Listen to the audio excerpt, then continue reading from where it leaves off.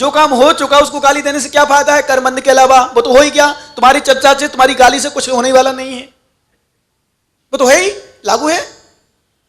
क्यों रो रहे हो? है जितना, जितना ही ज्यादा, सब कुछ, घर चल रहा, बच्चे पढ़ रहे, लिखाई हो रही, भोजन चल रहा, कपड़े पूछो देखो, श्रृंगार का सामान देखो, अच्छी अच्छी साड़ियां देखो, अच्छे अच्छे नए कपड़े देखो, सब कुछ घर चल रहा, फिर भी कमी है। क्यों? क्योंकि मन एक ऐसा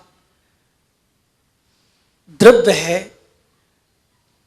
मन एक ऐसी चीज है जो कभी तृप्त नहीं होता। धन से, स्त्री से, भोजन से, ये तीन विशेष चीजें हैं, कभी तृप्त होते ही नहीं है। लेकिन मान, अहंकार, अहंकार से क्या, मैं, तुम क्या हो, क्या है तुम्हारे पास? कुछ भी नहीं है। जब अहंकार आने लग जाए तो बड़ों को देखो, बहुत लोग हैं, एक से एक चक्रवर्ती, एक से एक नारायण प्रतिनारायण हो चुके इस धरती पर, तुम किस खेत की मूली हो? माया, मायाचारी। मायाचारी मतलब दिखना कुछ, होना कुछ। सामने तो हाथ में पुस्तक है और मन और कहीं है। कल एक ज्ञानी पढ़ रहा था, पुस्तक नीचे, ये पुस्तक थी, ये मोबाइल था।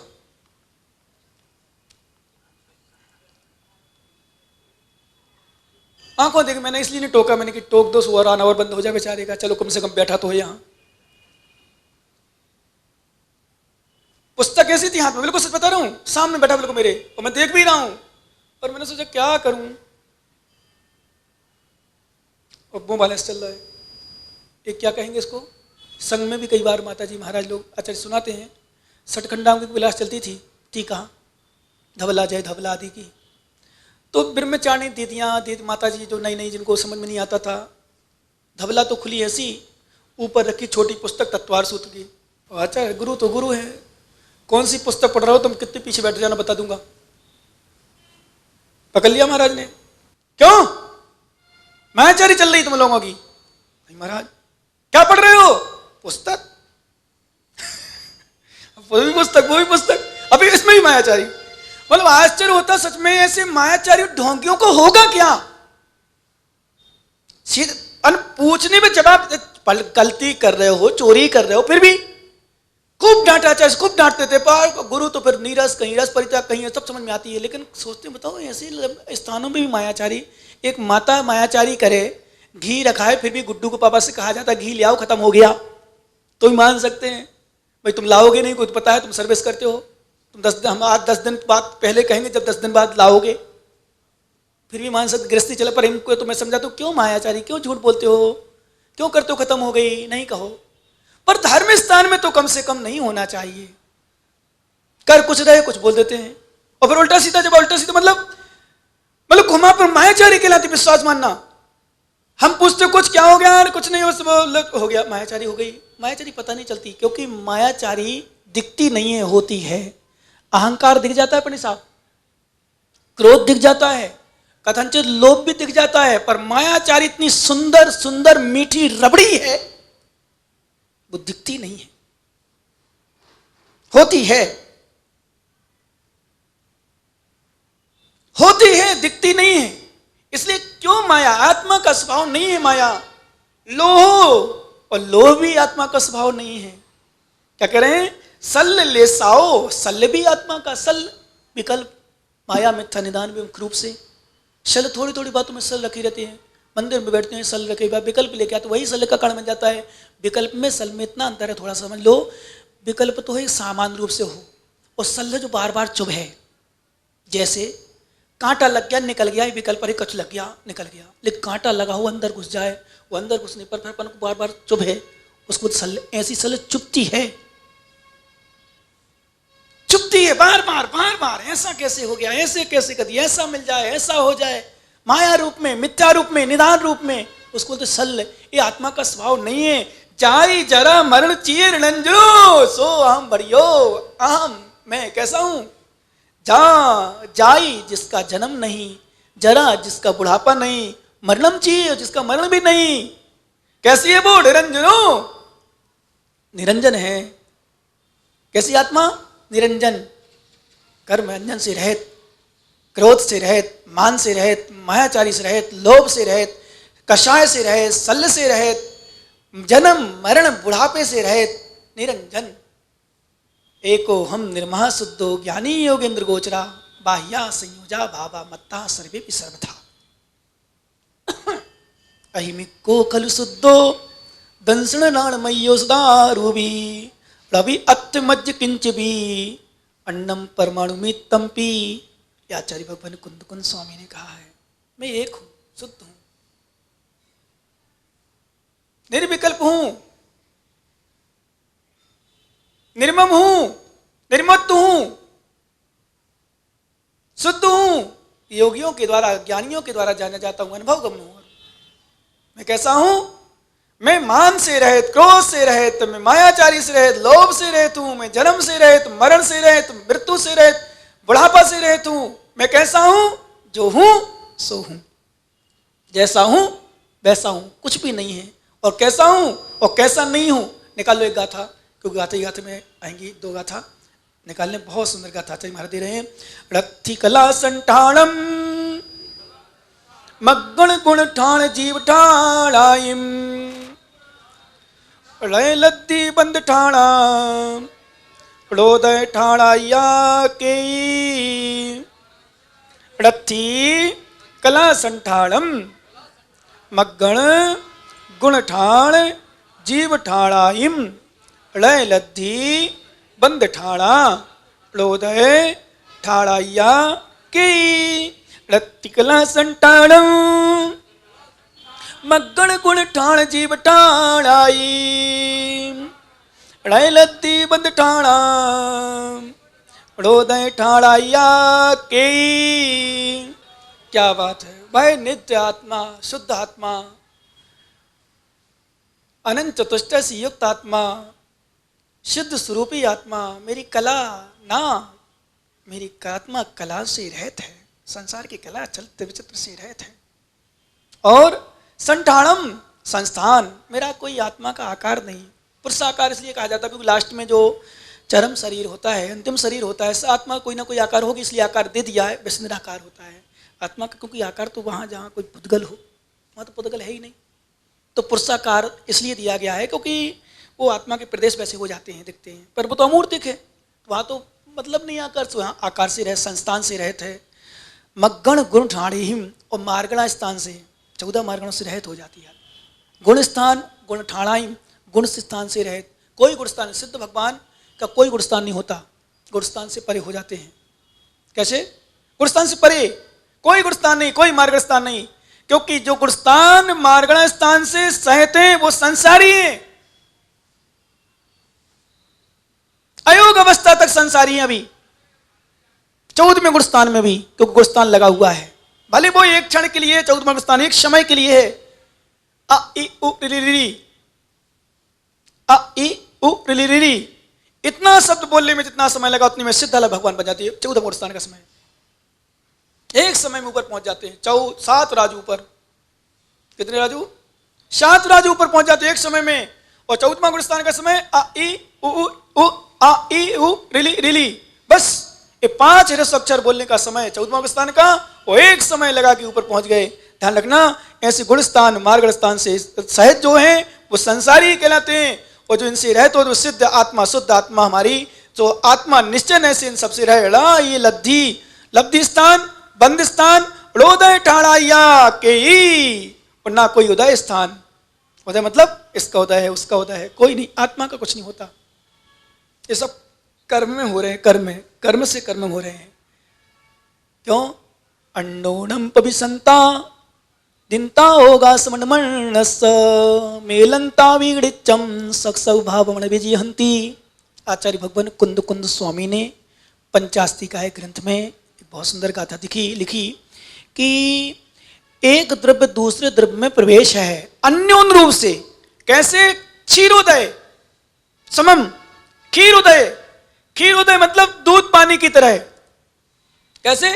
दूध पानी की तरह आत्मा कर्म का संबंध है, एक में एक है, लेकिन फिर भी अन्योनम पविसंता होगा दिवस मंडनस्य मेलंता वीड़िचम सग सग भावम न विजहंती। वे दोनों मिलने पर भी अपने अपने स्वभाव को नहीं छोड़ते हैं। जल जल में है, दूध दूध में है, कर्म कर्म में है, आत्मा आत्मा है। लेकिन एक थोड़ा सा चिंतन दे दूं तुम्हें, क्या प्रभाव निमित्त का पंडित साहब, क्या प्रभाव कर्म का। कर्म कर्म में है, आत्मा आत्मा में है, फिर भी आत्मा को संसार में बांधे रखी है।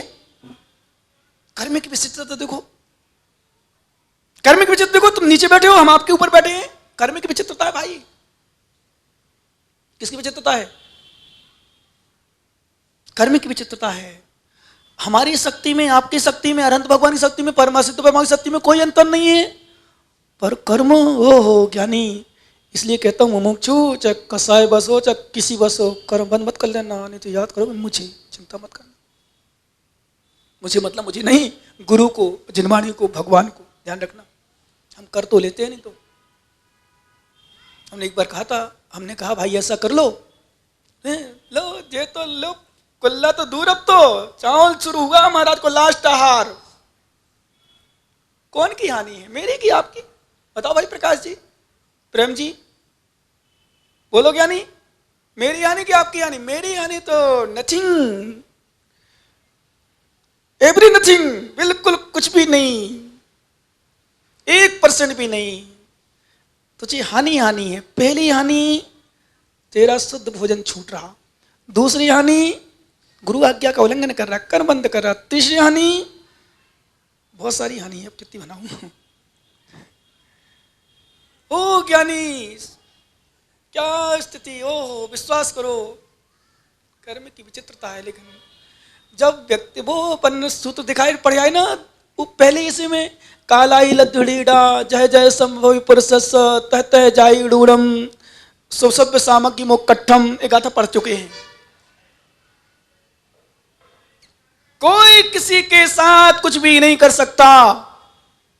कर्म बेचारा क्या करे, मैंने कर्म को पकड़ रखा है। कर्म बेचारा क्या करे, मैंने कर्म ना किए हो तो कर्म क्या करता।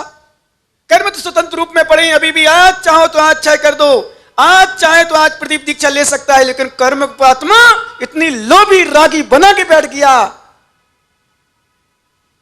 कष्ट होगा, परेशानी होगी। जेल बेटा जब नरकों में जाएगा तब समझ में आई कष्ट क्या होगा। आज तो एक टाइम खाता हूं महाराज, शाम को पेट खाली हो जाता है। नरकों में सागरों नहीं मिलेगा, फिर क्या होगा, तब समझ में आएगी। ये चिंतन करता हूं मैं, देता हूं सच बताऊं। आज तो लगा अंतरावर महाराज, उपास किया मैंने अभी 2 दिन पहले, सच में इतना बढ़िया लगा। चिंतन को उपास कर सकते हो तो धारणा बन जाती कि नहीं करूं। थोड़ी समस्या आती, थोड़ी हल्की सिर दर्द होता, मतलब थोड़ा स्वाध्याय में हल्की सी परेशानी, तो इसलिए थोड़ा सोचता हूं चलो अब ध्यान साधना चल ही रही है। परंतु वास्तव में सोचता हूं कि अभी अपन एक दिन में ऐसे हो जाते, फिर कम से कम कम से कम कम से कम कितने भाई साहब, 10,000 वर्ष तक, कितने 10,000 वर्ष तक पानी पीने नहीं मिलेगा, सूंघने नहीं मिलेगा, सूंघने। खाने की तो बहुत बड़ी बात है, एक कण का दाना नहीं मिलेगा। फिर क्या करेगा उस समय? अभी तो मात्र इसलिए दीक्षा नहीं, क्यों परेशानी, सर्दी लगेगी, शुगर बनेगा, स्वान बनेगा, तब समझ में आएगी सर्दी कितनी लगेगी। अभी तो हाँ बिल्कुल है। ये सब क्या है, कर्म का उदय है। चारित्र मोहिनी कर्म का जब तीव्र उदय होता है, आत्मा अनंत शक्ति वाली भी पंडित साहब, आत्मा अनंत शक्ति वाली भी फिर भी कर्म के चक्कर में चल रही है, पड़ रही है। क्योंकि हमने खुद अपने लोभ बस, राग बस फंसा के रखा है। सत्य को भूला हुआ हूं, शक्ति मेरे पास है, पर वो बाहरी सुख दिख रहा ना, बाहरी सुख दिख रहा। इसलिए अभी समझ में नहीं आई शक्ति क्या है। तेरे पास शक्ति ज्ञान नहीं हो, ज्ञान है भी तू करने नहीं चाह रहा। एक गरीब था ना, रिक्शा चला रहा था, उसका पिताजी खत्म हो गई थी, मृत्यु हो गई थी। उसका चाचा मिला, पिताजी का फ्रेंड, दोस्त, बेटा तू रिक्शा चला रहा है? पिताजी, चाचा क्यों, क्या बात? और बेटा तू तो करोड़पति अरबपति से बड़ा है। चाचा, जले में नमक क्यों छिड़क रहे हो मेरे? अरे बेटा तुझे पता नहीं, तेरे पास अपार संपदा है, तेरे पिताजी रख गए। तो बता, मैं तुझे तेरी विभूति बता दूं तो क्या रिक्शा देगा? चाचा फिर क्यों चलाऊंगा? लक्ष्मी जी चलो मेरे साथ, आ जाओ। बेटा देख, इसमें तेरे रत्न भरे हैं, तेरे पापा भर, पिताजी भर गए, हीरे मोती जवाहरात। खोद दीवाल। चाचा दीवाल खराब करोगे, मेरी तो वैसी गरीबी है, रिक्शा चला रहा हूं। बोले खोद दे। प्रदीप जैसा खोद नहीं पा रहा, दीवाल टूट जाएगी, दीवाल टूट जाएगी। हे मूर्ख, जिन्हें चाचा गुरु के रूप में समझा रहे हैं, दीवाल टूट जाएगी, तोड़ दे, मैं हूं तेरे संभालने वाला, लेकिन हीरे मोती नकेल निकाल ले। वो बेटा मान गया, क्योंकि आज के यारवेंद्र प्रदीप जैसे मूर्ख लड़के नहीं थे कि थोड़ी सी बात ना माने। मूर्ख, पढ़ा रहे, तेरी स्थिति क्या है समझ में आ जाएगी जब तेरे चला जाएगा, तेरी उम्र निकल जाएगी। अभी तो तुझे दीवाल दिख रही, मेरी दीवाल खुद जाएगी, दीवाल खुद जाएगी। खुद नहीं थे, गुरु बैठे संभाल लेंगे। लेकिन चाचा के कहने पर उस भतीजे ने, उस बच्चे ने उठाया फावड़ा और खोल दी दीवाल। विश्वास मानो, हीरों के झुंड के झुंड, ढेर के ढेर निकले। प्रसन्न हो गया बच्चा। अब चाचा पूछता है, बेटा रिक्शा चलाएगा? हो चाचा, आप क्या बात करते हो, मैं रिक्शा चलाऊंगा। ए दुर्गापुरा के मुमुक्षुओं, मैं भी तुम्हारा चाचा बैठा हूं। तुम्हारे पिता परम पिता परमात्मा मुझसे कह गए कि जाओ महाराज विश्रांत सागर दुर्गापुरा में, जब मैं ना रहूं, क्योंकि पिताजी नहीं है आज, मैं चाचा हूं। कौन हूं? बोलो ना ज्ञानी, मैं तुम्हारा चाचा हूं।